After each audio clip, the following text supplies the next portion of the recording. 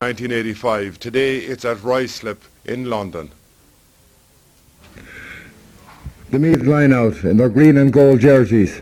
In goals, Mark Gannon of Killeen. The full back line, Anton O'Neill of Kilmessan, John Andrews of Trim at full back, and left full back, Martin Ennis. Number 5 in his back, Johnny Gurry, man of the match against Westmeath in the home final. Number 6, Paul Donnelly of Kilmessan, and number 7, Shawnee Keeley of Kildalkey. Number 8, Phil Cahill, the big Dundurry man, alongside Captain Pat Potterton from Kildalkey. The half-forward line, Mickey Cole of Rathmaline, Paddy Kelly at centre forward from Kiltale, and number 12 in his back, Martin Massey. And the full forward line, Richie Kelly from Athboy, Martin Smith from Rathmaline, and Ivor McCaffrey from Trim.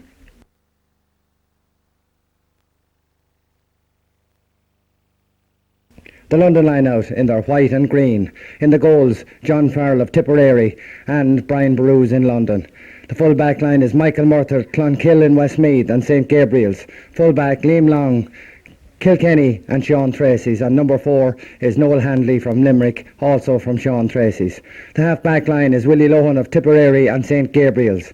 Centre half back, Westmeath man Adrian Wolfe, Brian Barrows in London, and number 7 on his back, JJ Shields of Galway, who plays with St Gabriel's in London. The centre field is big Tim Maloney from Tipperary and Sean Tracy's in London. Number 9 alongside him, Clareman Damien Power from Desmond's. The half-forward line, Kevin Lahey of Tipperary and Desmond's. In the centre, number 11 on his back, Liam Aldridge, Kilkenny and Brian Barrows. And number 12, Donald Murphy from Dublin, St Gabriel's in London, the only Dublin man on the team. On the full forward line, danger man Colm Spain from Kinnity and Offaly, playing with Thomas McCurtains. Full forward, Martin Carroll, another danger man, Tipperary and Sean Tracy's. And finally, number 15, Mick Fleming, a Tipperary man also from Sean Tracy's.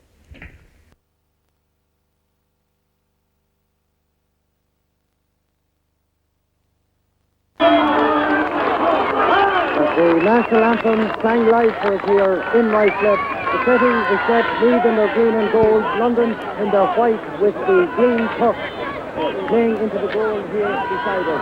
The referee, Terence Murray from Limerick, checks his watch. He's about to start the 1993 All-Ireland Senior Hurling League Championship. The first man with it is Phil Cahill. He sends a long ball in, stopping 13 metres out. Out come backs and forwards. It's punted down.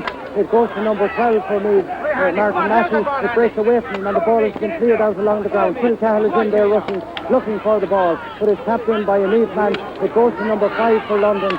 He attempted a clear because he was blocked, but he's coming out with the ball now. Paddy Kelly was sidestepped there by him, and he clears the ball out, but only again as far as Phil Cahill. Phil is hooked by number 8 for London, Tim Maloney, the Tipperary man. It's sent further on by Liam Aldridge. He's dropping in here, Mark Gannon, and he's goalkeeper. The ball goes through Mark Gannon's hand. What a dreadful start for me. That ball almost into the back of the net, just wide. It looked very much as it was going into the net. It was a very easy ball. Mark Gannon most certainly could have made that ball his own. He went for it, he hopped over his hand and went wide. But from where we were standing here, it looked very much as if it was going into the back of the net. But it would have been a dreadful start for me. He puts the ball out way down the field. It's got there by London, Tim Maloney. He sends it up this side of the field. Going for it is Mick Fleming, along with Anton O'Neill, the Kilmessan, and the ball goes close to the sideline. The ball goes over the sideline about 35 metres out here from the Meath goal on the right-hand side of the pitch as we look at it. Number 2 for Meath, Anton O'Neill, will take this cut. There's no breeze at all. In fact, it's a very calm day. It's very, very warm here in London. I don't know what the weather is like. Anton O'Neill puts that ball up underneath with Paddy Kelly. He catches it very well. He's tackled there by Adrian Wolfe for Westmeath, and the ball is flicked away from him, and it's over the sideline for a line ball to London. In fact, Paddy Kelly himself wants to put that ball last. It looks as if Adrian Wolfe indeed has flicked it over, but no, it's a line ball to London. It's been taken by number 7, JJ Shields, the Galway man who played last year with the London team that were beaten by Carlow. The ball comes here to Phil Cahill. It goes off Phil Cahill's hand. The linesman decides that it was off both London and Meath man at the same time. Tim Maloney is in for the throw-in. Terence Murray wants Phil Cahill and Tim Maloney to move back a little bit from the linesman. He's been flagged up. He's ready to throw that ball in. He does so, and Tim Maloney, the Tipperary man, got his stick to that ball. It went out over the sideline about 25 metres out here on the right-hand side. And again, Anton O'Neill, the Kilmessan man, going over to take that sideline push. It's about 40 metres from the Meath goal. Meath playing down from where we're looking here in the commentary position. Anthony Meath places that ball front. There's quite a sizable crowd here in Ricelip, and certainly a very colourful Meath contingent. Anthony Meath puts in a long ball there. Up where it goes, Mickey Cole. He's ball on his stick. He's going 30 metres. He can pass it across to Martin Matthews. It goes past Martin, but Richie Kelly, the boyman, turns right-handed, sends the ball in, sends the ball towards the London goal. The London goalkeeper came, John Farrell, a Tipperary man, and he hand passes it out to his corner back, Michael Murphy. Michael Murphy sends it further on. Number 5, Donald Murphy. That ball, it breaks away from him. The linesman goes for it, we're not quite sure if that, in fact, it came off a Meath stick. The linesman signals now. Number 7, J.J. Shields, the Galway man, as I said, played last year in the team, defeated by Carlow, and he will be anxious to put that right. He cuts the ball in. It's a good put, 35 metres, about 40 metres out to the Meath goal. It's flicked on by Kevin Lahey, the Tipperary man, who sends it along the ground. The ball is on the 13-metre line. Anthony Neal goes for it. There's a little danger here for Meath, but he recovers and he clears it. It's half blocked, but it goes as far as Paul Donnelly. Paul catches it and hand passes it to Phil Cahill, but Tim Maloney comes in, intercepts that, and Tim Maloney from 50 metres out has it go for a point. The ball goes wide, and that is London's first wide. It was certainly a very scoreable chance. In fact, it was the second one. The first one was the one that we thought was heading for the back of the Meath net. So no score so far. We've gone about 4.5 minutes into the first half. Mark Gannon puts that ball out. Paddy Kelly comes out to it. It goes off a London man's stick. But Pat Potterson runs over to it and picks it over on the left-hand side. He sends it into Ivor McCaffrey, who beats his man. Ivor's going on a solo run. The ball is on his stick. He's bottled up by a London man. He hand passes it in to Martin Smith, who attempts to pull on it, but the London fullback, Liam Long, clears that ball, but only as far as Martin Matthews, 25 metres out. Martin goes for his point. It looked very much like it. He had a very scoreable chance there, but he sent that ball to the left of the upright and wide. So that is Meath's first wide. Teams are beginning to size themselves up. Meath, of course, would, I imagine, be the favourites for this particular match. London, to an extent, an unknown quantity, a number of changes, in fact, 4 players only from last year's London team. Phil Cahill went for that ball up put out there by John Farrell. The ball ran away from him. The referee said he was fouled, and from about 65 metres out, Meath scorer-in-chief, Pat Potterton, a man who has 27 points to his credit, all points in the Senior B Championship so far, takes this free. He takes it, lifts it, sends a high ball in. It's looking good from here. It looks it just tailed off at the last moment. It looks like it was going over the bar, but no. So Pat Potterton's tally stays at 27 points. On the scoreboard, we've got no score to either side, but on the wides, that's Meath's second wide. So we've got 2 wides for Meath and 2 wides for London. So they're level on that score. John Farrell, the Tipperary goalkeeper, puts the ball out to the far side of the field. Underneath it is Damien Power and Pat Potterton. The ball goes off the London man's hand, and it's a line ball to Meath. Centre field. The man taking it from where we're standing, it looks like Pat Potterton, man who's very renowned for his cut. This one he doesn't rise. It goes along the ground. The cornerback, Michael Murphy, comes out to it. He's been hassled by Ivor McCaffrey, who gets it. He goes one way, turns and goes left. Sends the ball in. It's dropping in 13 metres out. Richie Kelly is there along Handley. Noel Handley got the better of that little tussle, blocks the ball away, and it's gone out over the end line. And from where we are, it looks very much as the umpire is going out to give Meath a 65. It looks like it came off Noel Handley, the left cornerback for London, and indeed it is a 65.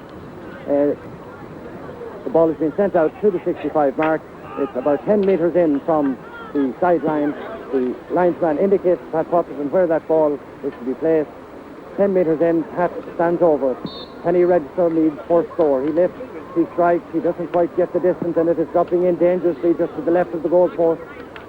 London stick to it. Number 9 there, Damien Power, sends that ball out. Waiting for it is Donald Murphy. He sends the ball in here. John Andrews goes for it with Paul Donnelly. That ball broke away from John Andrews and Martin Carroll. Paul Donnelly gets it and sends it down the far side of the field. Pat Potterton over on this side of the field. Pretends to go one way. He's Phil Cahill, a lovely pass, left-handed to him. Cahill sent in a long, high ball. This is dangerous coming for London, but the London goalkeeper, John Farrell, grabs it. He's coming out, and he's been hooked, but he picks the ball out, but only as far as Paddy Kelly. Paddy straight in front of the goal, 30 metres out. High and over the bar for the first score of the match. We have got about 7 minutes gone. The first score of the match is a Meath score and they appear to be settling down to the task on hand. There was a lot of talk among the London people that they weren't sure of the quality of this London team, in that they have difficulty in preparing sides. But in saying that, the record in the last 8 years in the Senior B certainly is worth noting. The first Senior Hurling B All-Ireland title they won when they defeated Meath in Stren 1-8 to 1-6 in 1985, and since that they've won 3 other titles. So along with Antrim, they're the only side that has 4 Senior Hurling B titles. The London goalkeeper John Farrell, Tipperary, and Brian Boru's here in London tucks it out, it breaks away. Johnny Gurry goes to pull it on the ground. It runs along the ground. The umpire or the linesman put his flag up there, but that ball certainly was not over the line from where we were here. He gave the line ball to London. Johnny Gurry, it looked like it was going over the line. Johnny Gurry stick to it before it went over, but the linesman had his flag up. Willie Lohan or J.J. Shields will be taking that. In fact, it's J.J. Shields. He cuts it in about 40 metres. Phil Cahill is underneath it. Phil is having quite a good game at centre field. He turns right-handed, but he's blocked by the number 10 there, Kevin Lahey. He hand passes it out to John Gurry. John down along the right wing to it and over the right wing, and another line ball to London about 40 metres out from the London goal. And these two teams are certainly showing a lot of respect for one another so far. The score line is Meath 1 point, London no score. That score coming from Paddy Kelly after 7 minutes. Sideline cut to London, 40 metres out. Down on the right-hand side, it's a long cut. It drops in. Paul Donnelly catches that brilliantly. He was under pressure from number 9, Damien Power, and sends the ball in. The left corner, the left half back, J.J. Shields gets it. He goes on a solo on the referee decides that he was fouled, and it's a free into London from about 75 metres, 80 metres out. The man to take that will be Tim Maloney, number 8 on his back, from Tipperary, and Sean Tracy. He looks at the goals, he bends, he lifts, and he strikes. It's a long one, it's coming right, dropping outside the edge of the square. John Gurry goes to grab it. It breaks away from them. London and Meath, number 15, Mick Fleming gets that ball. Johnny Gurry takes it away from him. The London centre forward, number 11, Liam Aldridge got that ball. Anton O'Neill came into him right here in the corner as he attempted to hit the ball across the square, and Anton O'Neill picked that ball over the sideline. It's a sideline cut then. It's about 5 metres out from the end line, down here in front of us. Sideline cut to London. Number 8, Tim Malone. He's a man who seems to be the powerhouse of the London team so far. Right across the square, London stick goes to it. John Andrews comes to it, but it goes to Mark Gannon. Mark collects it, and Mark delivers it. So Mark has got over that first little hiccup where he let that ball, it went agonisingly wide. He got his confidence back and grabbed that ball and cleared it down in the far. Martin Massey has a ball. It's 13 metres out from the London goal. Neither putting on some pressure there. Martin Smith attempts to get a puck in, but Richie Kelly comes out to it. The London backs are equal to it, but it's still down there. Nobody quite has it. It comes up to Ivor McCaffrey. Ivor's going away from the goal. He hand passed it out to Paddy Kelly about 30 metres out. Paddy attempts to hit that ball in, but he's blocked there by Willie Lohan, right half back on the London team, out here as far as number 12, Donald Murphy. Donald Murphy is beaten with that ball by Pat Potterson. Pat is about 45 metres out and left-handed. Pat looks up and Pat sends that ball high and over the bar. A very good score from play. Good teamwork there from the Meath men. That ball broke down. It was Pat Potterson who picked it up and left-handed. That's his second point. And we have got 10 minutes of this first half gone, and Meath are settling just a little bit. Just to interrupt, Frank, to give an important scoreline from the Meath Championship. And the news is that Centralstown are almost certainly out of the Meath Senior Football Championship. Last year's beaten finalists were held to a 1-7 to 10 point draw by Ballinlough.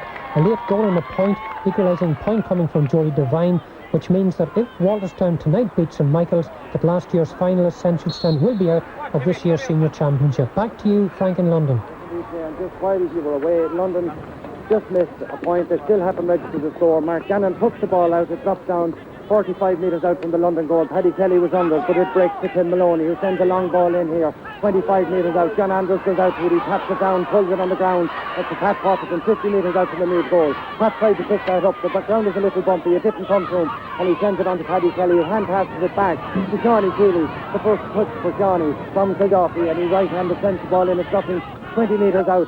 Mickey Cole attempts to get onto it, but number 7 there for London, J.J. Shields of Galway, gets it and clears it out, but only as far as the number 7 on the Meath team. He's blocked Sean Keeley as he attempts to puck it. Pat Potterson is under it, but the London man gets it in. It's doubled on by Liam Aldridge. 30 metres out. Number 14, Martin Carroll gets it. John Anders is with him. And Martin Carroll turns and left-handed sends that ball high and over the bar for London's first goal. We've got 12 minutes of the Senior B final. The scoreline reads London 1 point, Meath 2 points. But the game certainly so far hasn't come alive. Teams are showing a lot of respect for one another, but perhaps Meath have set a little more. Hooked out Phil Cahill.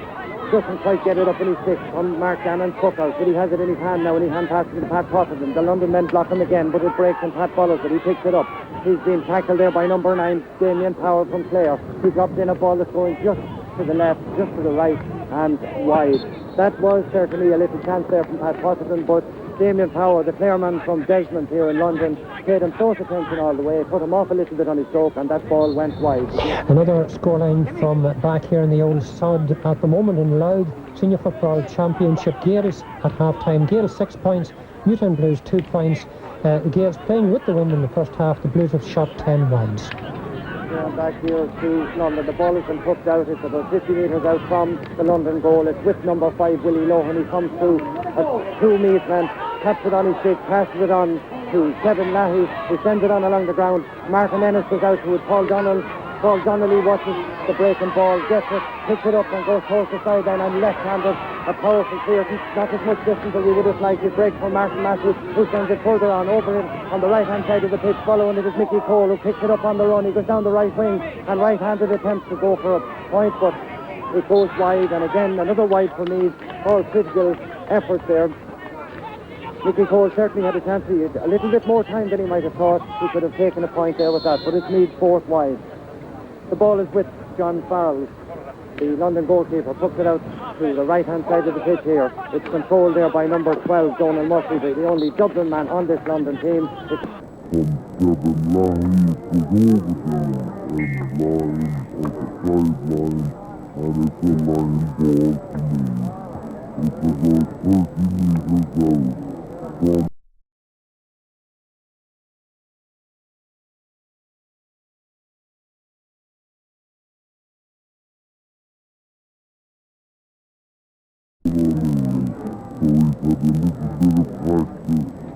On the sideline foot, he finds himself a suitable spot and places it steps back from it, making sure he knows where his man is. He turns and he puts it. It's a very good one. It goes about 60 metres. It's dropping down. Mickey Cole is underneath it. So too is JJ Shields. It goes in past a lot of them. It's sent across by Ricky Kelly. It goes to Mickey Cole again, but the London man gets his stick to it and clears it out. Back it goes to Ricky Kelly, who left-handed sends it low along the ground. Ivan McCaffrey is over, out of his position. The ball, he's on his own. He attempts to pick it up, but the London defence, number 4 with the ball, Noel Handley, left-handed up this side of the field, and it's dropping down. Phil Cahill again is underneath it, and Phil grabs it. He goes in a solo run, a long hand pass over to the left-hand side. It runs over to Paddy Kelly's head. Paddy picks it up on the run. He's running away from the goals. He turns and left-handed, a very good point from Paddy Kelly from about 35 metres. That was marvellous teamwork there. Huge catch from Phil Cahill. Saw Paddy Kelly over on the left-hand side, sent the ball to him. Paddy picked it up on the run and left-handed over the bar for Meath's 3rd point. The lead now by 2. And we've got 16 minutes of this first half here in Ruislip gone. The London goalkeeper at this stage, we'd have to say, almost overworked. John Farrell to put it out again from the edge of the square. He puts it out this time. He goes to the far side of the field. It drops down underneath Martin Matthew, attempts to catch it. It breaks away from him. Damien Power gets it, and Damien Power sends it in the right-hand side. Underneath it is Mark Ennis, but so too is Martin Carroll. Martin Carroll lost that ball to John Andy, who dispossessed and took it and cleared the left-handed one down to the centre of the field. Ivan McCaffrey, his tugmate from Trim, gets it and sends it in to Martin Smith. Martin playing at full forward, well out from the full forward position. Turns round left-handed, having a go at the point, but unfortunately it goes wide for me. 5th wide. 3 or 4 score the chances there that have gone wide that could very well tell at the end of the day. But at this point in time, Meath are certainly in control. I'm joined here on the balcony. The man that's keeping statistics for me and doing a little bit of analysis is CJ Murphy, himself a former Meath player and of course a well-known Trim hurler. CJ, how do you feel Meath are settling? I think Meath are very strong down the middle. Paul Donnelly and Philip Cahill are playing very well, and Paddy Kelly is playing very well on the 40, but they're just not steady enough on the ball and they're due to hit them over the bar. They're after missing 5 scores from easy enough positions, and if they can just put them in over the bar, I'd say Meath will have a very good chance of winning. A quick analysis of the London team, but just before we do that, there's an immediate attack going down. Martin Smith goes for it. The full-back for London, looks like he fouled him, but the ball runs to Ivor McCaffrey, either on the right-hand side, out of his position, attempts to go for a score there. The referee decides he was fouled, and from the 20-metre line, about 25 metres to the right of the London goal, it's a free in for Meath, and no doubt the man walking down to it is Pat Potterton. He's already got 2 points, 1 point for Meath today, rather 28 points in total in the championship. I think this is one that Pat will certainly add to his tally. He places it. The referee blows his whistle. Pat Potterton bends and lifts and strikes, and it's over the bar for a point for Meath. 4 points to 1. We are gone 18 minutes into the first half, and Meath lead 4 points to 1. The ball again is with John Farrell.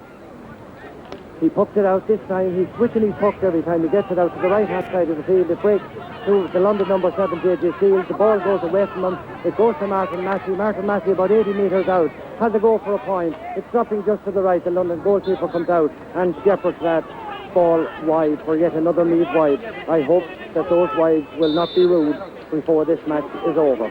But again, as I say, John Farrell most certainly is overworked. DJ, we were just saying, Meath are settling, they're playing well, they've missed a number of scoreable chances. But in saying that, what is your assessment at the moment of what you've seen of London so far? In some positions they seem to be strong enough. The full back line is hurling well, both wing backs are hurling well. Matt Cole and Martin Massey are not really getting into the game at the moment.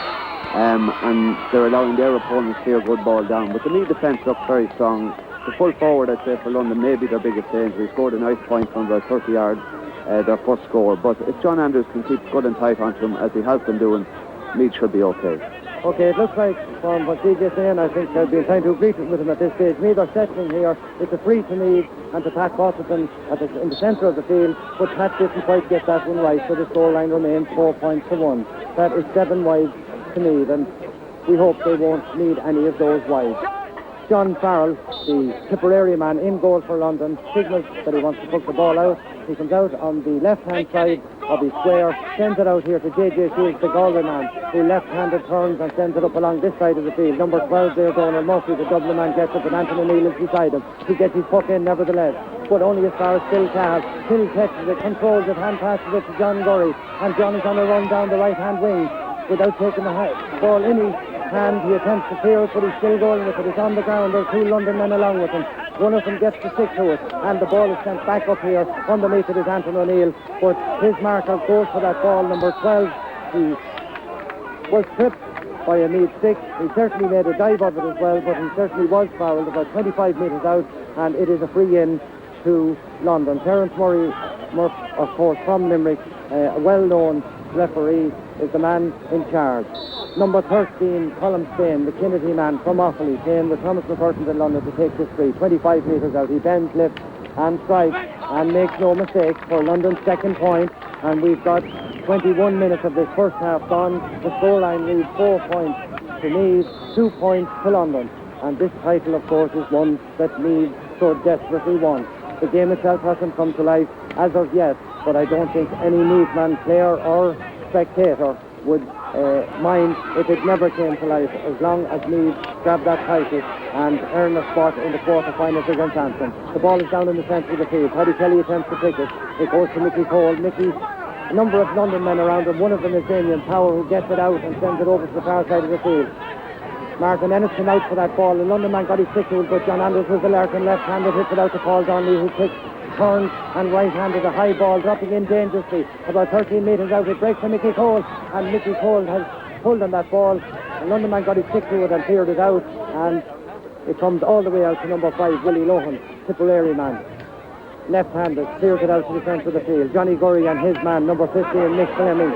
John Gurry gets that. You could hear the cheer from the crowd. He hand passes it to Martin Massey. Martin right-handed attempts to go for a point, but it's blocked down by the London defence, and certainly the London full-back lineup, Michael Murtha, Liam Long and Noel Handy, are giving them Meath forwards no space. That ball is cleared out. Number 10, Kevin Lahey from Tipperary Gusset. He sends it to Martin Carroll, another Tipperary man. He flicks it on past John Andrews, but Mark Menace comes out, pulls on it on the ground, but only as far as number 11. Liam Aldridge, who sent a low left-handed ball over here this side of the field, but it goes 20 metres to the left of its target and dribbles harmlessly over the sideline. London have actually got a right half forward. Donald Murphy has been moved over, and Mick Fleming, two men have switched. Mick Fleming and Donald Murphy from Dublin and St. Gabriel have switched positions. So Johnny Gurry now is Mick Fleming. The ball is hooked out by Mark Gannon. It's just the players there. A London man gets his pistol. It comes as far as Pat Potter. The left-handed to loose Paddy Kelly from about 45 metres out. Paddy swings at it. He's tackled there by number 9, Damien Power. He gets another left-handed, and it looks very good from where we are here. Yes, another left-handed point. Paddy Kelly, 5 points to 2 for Meath. 23 minutes gone, and Paddy Kelly certainly is making his presence felt at number 11 on the Meath team. It's not exactly his favourite position, and of course he scored 3 points in that position, all 3 of them coming from the left hand, and from the left hand side, very good points. The ball is hooked out and it breaks about 50 metres out from the Meath goal. Paul Donnelly, left-handed, pulls on it on the ground, and indeed the ground is in excellent condition for ground hurling, and you can see it in that anyone that plays the ball on the ground strikes the ball right, they're certainly getting their clearances in. It's a sideline cut. From where we are, it looks like a London sideline cut. It's right at the centre of the field. The man to take it, number 5, Willie Lohan, sends a long ball in on the wing. Number 13 there, Colm Spain at Kennedy went for it along with Martin Ennis. It looked like he fell actually, but the referee said no, he didn't. He was helped to the ground by Martin Ennis, the Athboy man playing at left corner back. So it's a free in again, and Colm Spain, the man who was fouled, will himself take it. Colm, of course, just pointed a free about 3 minutes ago from 30 metres on the opposite side to where he is now. The Kennedy man looks at the goal. He bends, he lifts, and he strikes and makes no mistake.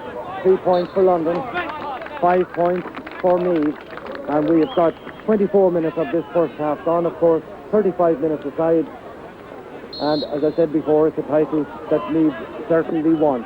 London have won it 4 times in the last 8 years, the first time being in 1985 when they defeated Meath 1-8 to 1-6 and 10. The ball is pushed out, it's a long one from Mark Gannon. Paddy Kelly sends it on a bit, breaking onto it is Pat Potterson. He couldn't quite get it up. Mickey Cole is after it. He has it up this time. He's about 50 metres out, sends the ball across low, where Paddy Kelly goes for it along with Damien Power. It breaks away from both of them and Tim Maloney gets it, but Paddy Kelly keeps following, and the referee blows and decides that Paddy Kelly, when he was going for that ball, was fouled by the London man.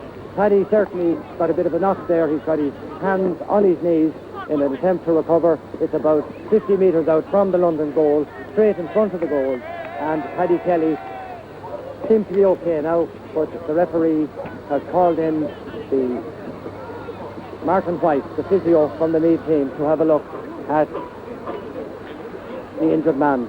He runs right across the pitch. Nobody is seriously enough injured. And Pat Potterton takes that free. Pat Potterton sends that ball over the bar. 6 points to 3 for Meath. Pat Potterton again adding to his tally. It looks very much like from where we are here that Martin Massey and Mickey Cole have switched from left to right. So there's a direct switch there between Mickey Cole of Rathline and Martin Massey. Martin Massey is now playing at right half forward, Mickey Cole at left half forward. The ball is hooked out. Phil Cal gets his stick to it. Good break only 2. Damien Power sends a high ball in. It's going here towards the sideline. John Andrews comes through it. John Andrews gets it and clears it. Not as far as he would have liked, but he's certainly got 60 metres into it. Number 11, Liam Aldridge, and number 9, Damien Power gets it. Damien Power for London at centre field gets it. The ball is breaking in just outside the big square. It's a dangerous one, yes. It's a goal for London. It's a goal for London, number 15. Or was it number 13, in fact, Colm Spain, the danger man, who's got 2 points from free. Got that ball. It looked dangerous. It broke just outside the square. That gives London 1 goal and 3 points beside their level. So after all Meath's efforts, we hope that all the wides that they hit from score position are not going to cause them any difficulty before this match is over. But it certainly means at this stage the ball is hooked out. Martin Massey gets it. Martin is going through, but he's blocked with about 20 metres out. And the London goalkeeper gets his stick to it, John Farrell, and he sticks that ball over for a 65 straight after London coming up, getting that goal by Colm Spain. Mark Gannon took the long ball out. Mark Massey, his teammate from Killeen, got it, ran at the London defence, didn't quite get the strike he would like at it, and the London goalkeeper, John Farrell, flicked it over the sideline, over the end line for a 65. Pat Potterton takes it, and Pat Potterton pulls that ball well to the left and another wide for Meath from a very scoreable position. That's their 8th wide. And Matt has missed a number of scoreable frees that certainly would be of great benefit to Meath at this stage. 6 points to Meath, 1-3 to London. We've got about 27 minutes gone in this first half. Meath certainly, in spite of the fact that the sides are level, Meath certainly appeared to be in control, but that was a goal that certainly could have been avoided. Back with the play at the centre of the field. It's a free into Meath. Pat Potterton has taken it. He's about 70 metres out, 75 metres from the London goal. Oh, way over on the right-hand side, 10 metres in from the sideline. He picks the ball, he sends it, it's a good ball, it's well struck, it's stopping on the edge of the square. Underneath it, backs and forwards. This ball could break anywhere. And the ball appears to, yes, it was flicked, we can't say from here, but it certainly got a little flick. It went over the bar, and it is another point for me to put them back in the lead by 1 point. Pat Potterton seems to be the man that's taking the credit for it. It's got his stick to it and flicked that ball over the bar. From his free, it flicked on and over the bar. So 7 points to Meath, 1 goal and 3 points to London. The ball is hooked out, it's sent up here, coming about 25 metres out. Martin Carroll, the full forward. This causing John Andrew a little problem. Martin Carroll turns and Martin Carroll sends it over the bar to level the sides again. And he certainly is, as CJ is coming up just a little while ago. He's a danger man there if he gets the right kind of ball. He's turned very nicely on that ball, and from 25 metres, level the sides again. Mark Gannon with the puck out. Mark sends a long ball down to the right-hand side. Pat Potterton comes to it. He's attended by his marker. The ball goes over their head. Richie Kelly comes out to it. And Richie pretends to go left, goes right. The referee decides that he was fouled by his marker, so it's a free in again to Meath. It's about 40 metres out, 35 metres from the London goal. About 5 metres in on our right-hand side as we look down from the pavilion. Pat Potterton again is going to take it. Bends, lifts and strikes and sends that ball. Everyone looks up at it. It's going wide. He pulled that to the left-hand side and wide again. This wide tally that Meath have 9. CJ Murphy, they might want those points before the match is over. That's what I said earlier. I thought that all those wides going wide of the post is not good for Meath. And I mean, the London attack is obviously very dangerous. The full forward line of Colin Spain and Murphy at full forward is good. And here's Murphy coming with it again. Murphy is on the ball again, 21 metres out, turns right-handed, looks up and sends it over the bar. And just as we talk about the danger man, he looks the classiest forward on the London team. He's a Tipperary man, plays with John Tracy. And from about 10 metres in on the sideline, a very awkward angle, 13 metres out, he turns and puts that ball over the bar. London 1 goal and 5 points, Meath 7 points, and that gives London the lead for the first time with 30 minutes of this first half to go, 5 minutes left.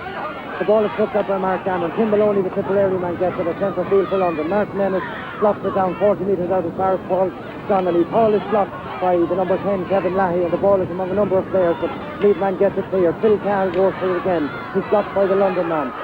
Martin Ennis pulls in it, but Phil Carroll gets it. He showed it heavily, but he gets past that. A big, strong man from Dundee kicks that ball forward on his footing, but only as far as Damien Power, the chairman. But Carroll is still there and still trying. Power hand passes that ball out to Kevin Lahey, the Tipperary man. He sends a low ball in. It's 13 metres out, right of the Meath goal. Anton O'Neill goes across there with Donald Murphy, the man who switched in to mark him. And it goes as far as danger man Martin Carroll. Left-handed passes it out to number 13, Colin Spain, the other danger man. But Anton O'Neill comes in net and gets that ball off both of them and pulls it down left-handed the far side of the field. And a London stick to it and a London boot to it, and it goes over the sideline for a line ball to me on the 50-metre line.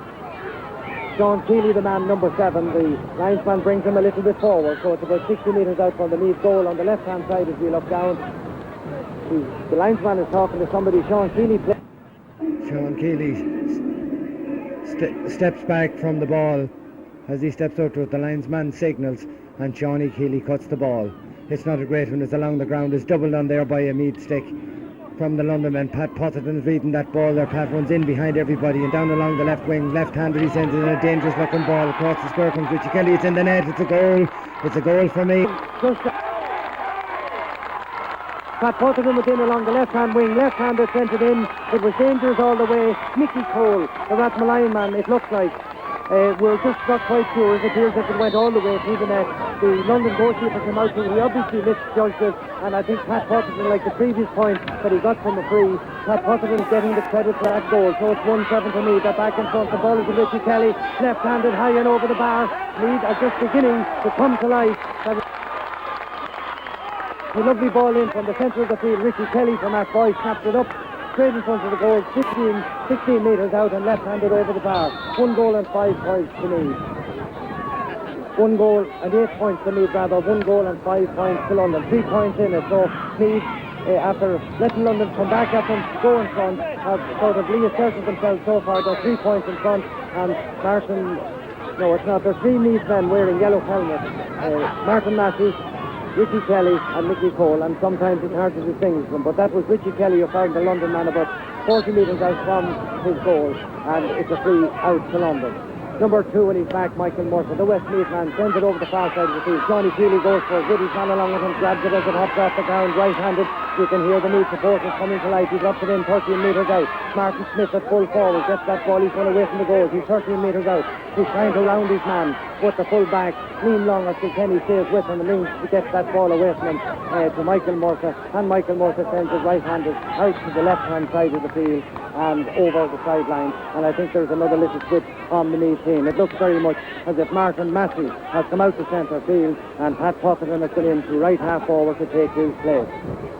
It's certainly Martin Massey is walking alongside Damien Power, the chairman, at centre field, so we've confirmed that switch in just a minute, but it looks very definite. Meanwhile, the ball is over the sideline. We have got about 2 minutes of this first half. The scoreline reads London 1 goal and 5 points, Meath 1. Again, we get that mixed up. It's London 1 goal and 5 points, Meath 1 goal and 8 points. Meath are leading by 3 points. 45 metres out the line ball. He's been very finicky and particular and making sure that Pat Potterton places that ball where it should be placed. They're ready now, and Pat Potterton stands back from it. He runs up to it, he cuts it, he doesn't quite catch it, he caught the ground first, but only as far as Mickey Cole. Very skillfully over his man, ball on the stick, not into the hand, high, and it looks from here as if it was going over the bar, but it tailed off wide. A lovely little bit of skill there from the small Rathmaline man. Pat Potterton comes chasing across to this side of the field from where he's taken the sideline cut over to pick up his marker for this puck out by John Farrell, the Tipperary man. John Farrell changes wings every time he puts the ball out to this side here, to the right-hand side. It breaks. Johnny Gurry just hesitant as to whether to pull or kick. He goes to kick it. He's on the ground himself. A bare ground, not hard to keep your feet. It goes to Sean Keeley, the man from the right hand, from the Kildorky on the left-hand wing, gets that ball as far as Martin Massey. Martin hand passes it on to Pat Potterton, who's moved into the half-forward line. Right-handed he turns, and right-handed he sends it wide again from Meath, 11th wide. The scoreline, London 1-5, Meath 1-8. 3 points in it with about half a minute by my stopwatch to go to half-time. Meath have been in control right from the beginning of this game. They let London back in a small little spell where London got a goal to level the match at 1-3 to 6 points. London went in front then, but Meath have come back since. They've gone quiet again. The ball is out in the centre of the field. Paul Donnelly goes for it. It gets past him, and number 11, Liam Aldridge of Kilkenny gets it. It's on the ground, and Anthony O'Neill comes into the side to sort that out. Accidentally, Phil Cahill knocks his man, trips him. Number 9, Damien Power, and the referee says, accidental or not, Phil Cahill was fouled. Phil Cahill fouled his man, and it's a free in. Again, I would imagine Colm Spain, the man from Offaly. No, he's not actually. I thought he might take that ball. It's about 50 metres out. Colm Spain takes the closer in one. This one has been taken again by the man taking the long freeze and the sideline cut, Tim Maloney. And Paul Donnelly seems to have got a knock, and he's been attended to. The referee brings him over to the physio, Martin White. Eugene O'Neill is in there looking anxiously at him, and Paul certainly would be a big loss to me. He's playing at centre half back, and just while we're having that little break, we're almost at half time. 1-5 to 1-8, Meath leading by 3 points. While we're waiting on that point, a number of supporters travelled over here to London, a lot of them staying at the hotel. They've given us some greetings, but we'll go back to the play now. Tim Maloney is ready to take that. Paul Donnelly is okay, and Tim Maloney bends, lifts, and strikes. Straight and through, a point to London, 2 points between the sides, 1-6 to 1-8, which coincidentally was the final scoreline in 1985 when the sides met. But it was London that won that by 2 points. we're on the stroke of half-time. The referee has looked at his watch. Mark Gannon pucks the ball out, and there is the half-time whistle here at Ruislip. Meath lead by 2 points, 1 goal and 8 points to London, 1 goal and 6 points. Before we go back to you in the studio, CJ Murtagh, very quickly, they're leading by 2 points, they've had 11 wides. They're certainly a stronger team all through the field, but just to get to register the scores on the scoreboard is what's very important. The players are back on the field to play for the second half. The scoreline at half-time, 1-8 to Meath, 1-6 to London. The players are in the centre of the field, lined up. Terence Maloney puts away his notebook, and we're about to start the second half of the All-Ireland Senior Hurling B Championship Final here at Players get set as Terence Murray stands back and throws in the ball. It's among the players. A London man gets it left-handed down the field there, but Paul Donnelly comes out, attempts to hit that ball. It's half-hooked, and it goes as far as number 9 there, Damien Power. He sends the ball in. London man comes to it and turns right-handed, drops it in. Martin Ennis comes out to block it. It runs and bobbles around there. John Andrews stands waiting for it, gets it up and left-handed without taking it in his hand. Up here to this side of the field, Pat Potterton gets it there. With him is Willie Lohan, and Pat Potterton is tackled there, hand passes it back to his clubmate Shawnee Keeley, and that ball is sent up by Shawnee Keeley way up the field. Ivan McCaffrey goes for it. He's having a little bit of difficulty in getting it. He's been tackled and hassled by Michael Murphy, but he gets it, Michael Murtagh rather, he gets it in to Mickey Cole on the sideline, and across comes Noel Handy of Limerick, and unceremoniously into Mickey Cole. He hurt him there on that, and he also broke his hurley stick. Terence Murray, the referee, says we'll have no more of that, and it maybe is a little sign of some of the frustrations that these London men are feeling, but they're certainly not as fit as the men from the Royal County. Noel Handy goes over for a replacement stick, which he gets from a mentor on the sideline, and runs back to take up his position. Pat Potterton, hand up looking for the ball beside Terence Murray on the 20-metre line, and I don't think Pat will make any mistake with this. Just about 1 minute into the second half, and Ivan McCaffrey walks past Pat Potterton, picks up and taps that ball over the bar. 1-9 to Meath, 1-6 to London. The umpire raises the flag. The London goalkeeper, John Farrell, moves to the left-hand side of his square with the ball and is now about to puck it out. He sends it down, way down to the centre of the field. Over on this side of the field, it's blocked down by Shawnee Keeley, but the man marking him, his number 10 Kevin Lai, sends it along the ground. Paul Donnelly comes out there and he blocks down the London man, number 6, Adrian Wolf. Donnelly is still hassling and harrying him, but the ball is still on the ground, and it goes to Kevin Lahey again. Kevin sends that ball down along, half blocked by Paul Donnelly. Out comes Martin Ennis. Martin left-handed. Again, along the wing he attempted to hit that ball, but he was blocked down by his marker, Colin Spain. Ennis takes the sideline cut himself, sends it a long one up to the centre of the field. A number of players there, and it comes to Martin Massey, who skillfully comes out, shortens the grip in his hurley, and down along the wing, about 20 metres out to Ivor McCaffrey, who's shouldered by Michael Murtagh. Murtagh chops on him there, and just to help matters, number 5, Willie Lohan, who has no business over there, to make sure that Ivor felt that, came over and tackled him, but Terence Murray is not having any of it, and a second Westmeath man in a matter of a couple of minutes goes into that notebook. The London men need to watch themselves. Michael Murtagh from Westmeath and Clonkill is now in the book along with Noel Hanley. Again, it makes it easy to get scores. Pat Potterton, about 21 metres to the left of the goals, punishes that indiscretion over the bar for a point in the 38th minute. 1 goal and 10 points to 1 goal and 6 points, and London would certainly want to be careful with their tackling. John Farrell with the puck out again. Quite a good puck out he has too. It drops down the far side of the field. He switches it every time he pucks it. The ball breaks there. Willie Donnelly comes in and quite decisively pulls him in. It runs again to Martin Massey, who right-handed up along the far side of the field into Richie Kelly's corner. Goes in over his head, but Richie is falling after it. So too is Martin Smith and Liam Long. And Liam Long, the Kilkenny man, playing at full back for London, kicks that ball over the sideline and returns to his spot. Over to take this sideline cut, Pat Potterton. It's about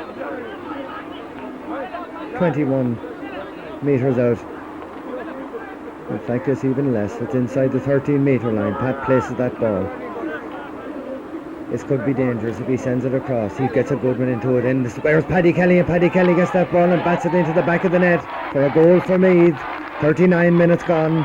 A lovely sideline cut there from Pat Butterton, the captain of the Meath team. He cut it all the way across from, but Paddy Kelly was on the edge of the square, and Paddy finished it to the back of the net. 2 goals and 10 points to Meath, 1-6. The ball is poked out. Johnny Keeley goes for it. He's on the ground. The London man gets it and pulls it further on. Martin Ennis is tussling with his man, Colm Spain, and that ball goes over the sideline there for Martin Ennis's clearance, and it's a sideline cut to the London man. The man to take it will be Colm Spain from Kennedy. He places that ball. The referee indicates to Johnny Keeley and his marker Kevin Lahey to move back. Spain cuts it, not a good one. It goes as far as Tim Maloney. Turns and left-handed, he tries to get a puck in, which he does. It's breaking on the square, it's dangerous, and Marcana comes out among a cluster of players and catches and clears that ball out to the far side of the field. It's breaking. Mickey Cole attempts to catch it, but it breaks down from Mickey Cole, and there's a chop there. And Paddy Kelly was the offending player there, and it is a free to London. Tim Maloney, their scorer-in-chief, on the 65-metre line to take this free. He stands looking for the goals. He bends, he lifts, and he strikes. And he sends a long ball in. A great strike of the ball. High and over the bar for another point for London. That narrows the gap just a little bit. 41 minutes gone. And Tim Maloney from that free makes the score line 2 goals and 10 points to 1 goal and 7 points.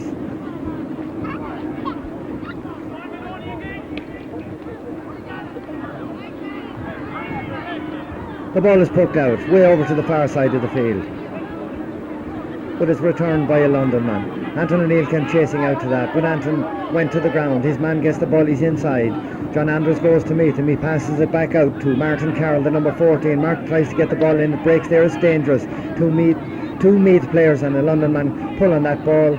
The Meath man gets it out towards the sideline. Anton O'Neill gets it. He's tackled fairly heavily by his opponent, but he gets out among 2 London men and left-handed along the ground there, not all that far. The man that has it is Tim Maloney, and again Tim Maloney sends that ball over the bar.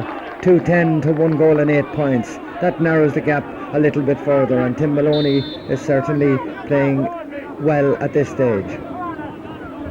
Mark Gannon with the ball, waiting for the referee to blow. He comes out now, pucks it, a long ball, right up here, where it's dropping down. Adrian Wolfe is underneath it and Paddy Kelly, but it goes past both of them. It's on the ground, a Westmeath man pulls on it, and so too does a London man. And further on by another London man, and Paul Donnelly gets it. He beats 2 London men, hand passes or attempted to hand pass it. It was intercepted there by a London man and sent along the ground. Anton O'Neill comes to it. It's breaking and bobbling. It's looking dangerously there, and Martin Ennis is in there. He can't quite get at it. His man is also there. He's on the ground. He just hand passes the ball away from him there, and number 11 Liam Aldridge gets it, but Paul Donnelly bravely catches that ball and left-handed up along this side of the field. Martin Massey attempts to get it, but it runs away from him. Liam Aldridge hands passes it out to Tim Maloney, who thought he had a free clearance there, but he hadn't. But the number 5 there, Willie Lohan, sends it down, but only as far as Paul Donnelly. Paul Donnelly gets it and sends it up to all alone. Ivan McCaffrey was going on a solo run. He's been met by a London man. He went to pass that ball to the loose Meath man outside him, but he didn't get there. The London men intercepted it and it's cleared back down to the centre of the field. It breaks in 13 metres out. It's coming over to this side of the field. Shawnee Keeley and Kevin Lahey go for it. It goes over the sideline. The linesman says it was a Meath ball, and Shawnee Keeley places it. He's a good little bit inside the line, but the linesmen are finicky when the Meath men are placing the ball, although he might just let him away with that. Shawnee passes no heed on him. He steps back from that ball. He cuts it. It's a good cut. It goes about 60 metres up. It drops down there, and there is Paddy Kelly, but the ball breaks only as far as number 9. And number 9, Damien Power, hand passed it out. Martin Massey got in there among it, and Martin was fouled. Paddy Kelly is standing over that. It's on the 65-metre line. Well, just short of. It's about 63 metres from his own goal, and Paddy Kelly, if he gets this right, will drop it in around the 20-metre line. lifting, striking, dropping it in. 13 metres, breaking down there, a number of players in it. The London cornerback gets it out along the sideline, out towards the sideline, and indeed out over the sideline for a sideline cut to Meath on the far side of the field. And no doubt Pat Potterton will go to take this ball again. Yes, indeed, Pat Potterton races over there to take this sideline cut. He moves the flag, the linesman helps him, he stands back from this. He cuts it, it stays low, not all that good. Mickey Cole goes for it, but the London cornerback gets it, sends it out very close to the far sideline. Indeed, out over the far sideline, and it's again another sideline cut to Meath.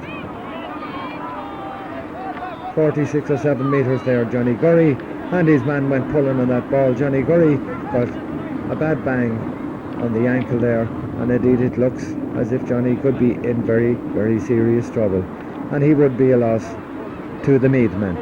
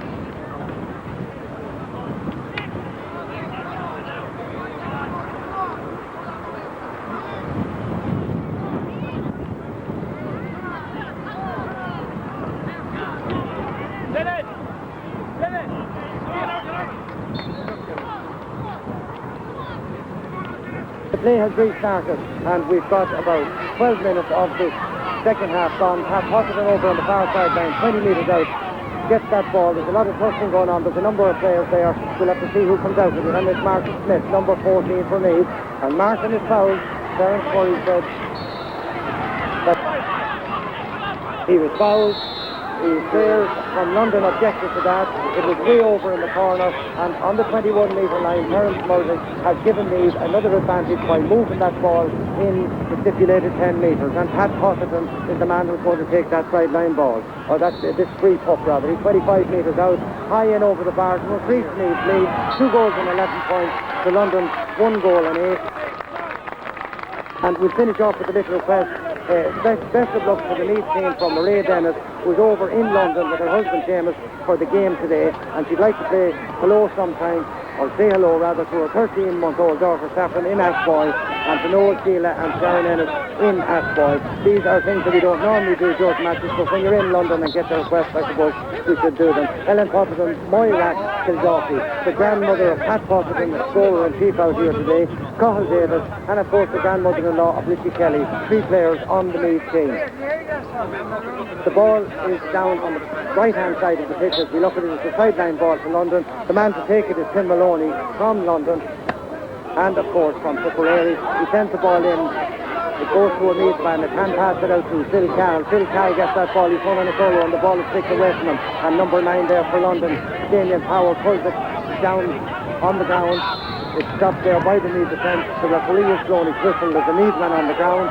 And certainly while you weren't with us here in the studio, before you came back from the studio, just after Meath getting that goal, London appeared not to be quite as fit as the Meath man, and they certainly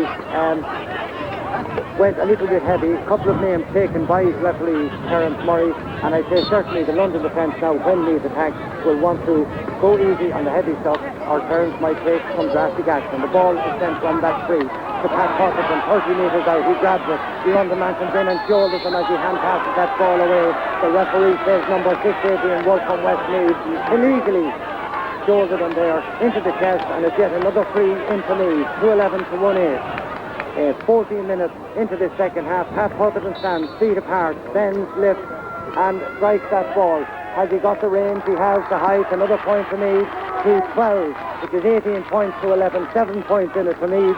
and Meath have taken complete control. Paddy Kelly certainly is having a marvellous game on the 40 with Meath. Had a marvellous game against Westmeath, and certainly he's making that number 40, that number 11 jersey his own. The ball is hooked out, Phil Cal gets his stick to it, Pat Poppleton goes to it, it runs away. Nicky Cole gets it out to this side of the field, he's going to hit it left-handed, he turns and he mishits it. The ball is running away from himself and his marker. It's near the sideline, but he gets it on a little bit. Number 2 for London. He's bottled up there by Martin Ennis and by Ivan McCaffrey. Number 3, Liam Long, the Kilkenny man, gets it, and it kicks it clear. It goes off a Meath man. The linesman decides that it looked very much as if Liam Long kicked that ball out, the London full-back, but the linesman says otherwise. It went off a Meath man. Pat Potterton, the captain of the Meath team, inquires of the referee, is that right? The referee says it is, and Tim Maloney will take the sideline cut 50 metres out from his own goals on the right-hand side. He sends a long ball down. It's flicked in by the corner forward, Colin Stain. It's going across the goal mouth, but it's cleared out there by a Meath stick. Running onto it are 2 Meath men. The first man to it is Nicky Cole at the middle of the field. Out to Richie Kelly, a low ball in. Richie goes for it, but it runs, hits Richie's foot and goes back about 30 metres, and London send it further down the field, 50 metres out from the Meath goal. Paul Donnelly goes out there too. There's a couple of London men around him.